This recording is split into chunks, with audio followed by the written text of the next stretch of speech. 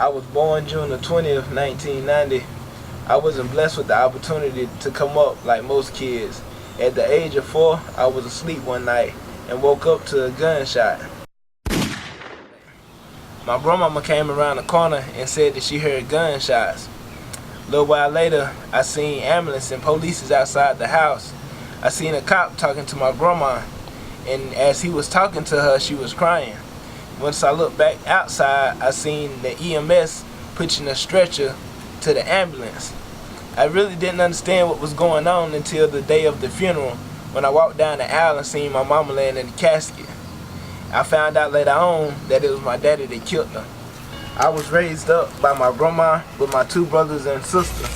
Being a young man raised up on south side of Anderson, South Carolina, the odds was already against me. Growing up in the hood, I got in a lot of trouble involving gangs, fights, breaking and entering, just to say the least. My older brother Landry Pun got me into doing music to help keep me out of trouble, but trouble still came my way.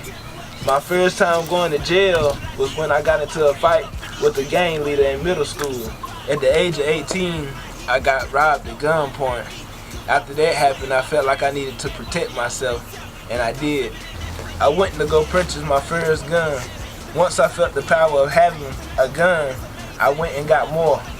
I graduated school June the 5th, 2009. I was the only son out of all my mama's sons to graduate. After I graduated, I decided to move out on my own. I wasn't taught how to be a man, so I felt like I had to do whatever I had to do to survive. I had been taken advantage of so many times that I felt like I couldn't trust nobody. I thought that the people who were evil was the ones who would survive, and the people who were nice was the ones who would struggle. My mentality was to get it by all means necessary. My faith in God was gone, and I became a non-believer. I was clubbing and drinking and getting in fights from time to time. My second time going to jail was when I got into a serious fight at a basketball tournament. As life went on, I started to live a more reckless lifestyle. I felt like nothing couldn't kill me. Nobody, not even God. And then that day came when I got into a fight at the club that led outside. I ended up fighting 2 dudes at one time. My homeboy who was with me jumped in and helped me out.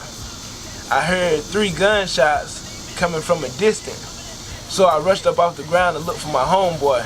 When he seen me, he was surprised to see me. He said that he thought that I was dead. That's when I realized that God had his hands on me and that I needed to get myself in line with his will. So I left the streets alone. One thing that helped me look at the world from a spiritual standpoint was a boxing ministry that was teaching me how to box.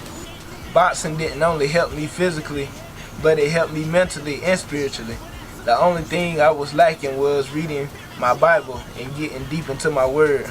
So I fell into temptation like most people would, and I had my first child at the age of 23.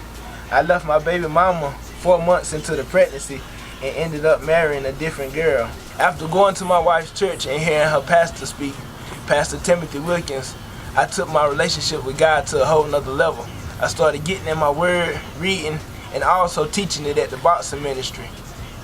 Since I rushed into my marriage, it didn't last long, which led to a divorce. After our divorce, I dropped boxing and started doing gospel rap. Since I couldn't sing, rapping was my way that I could praise God. My goal was to reach the younger generation and get them to look at life in a more positive way. I feel like this was my gift and my way to strengthen my relationship with God. I ended up joining King David Baptist Church, where now I usher and work with the youth department under the leadership of Pastor Johnny Goldsmith. I am now 25 years old and living proof of the power of God. If he could change me, I know he'll do the same for anybody else. In my past, suicidal thoughts crossed my mind, but I encourage anyone who watches this to persevere. When you look in my eyes, tell me what do you see?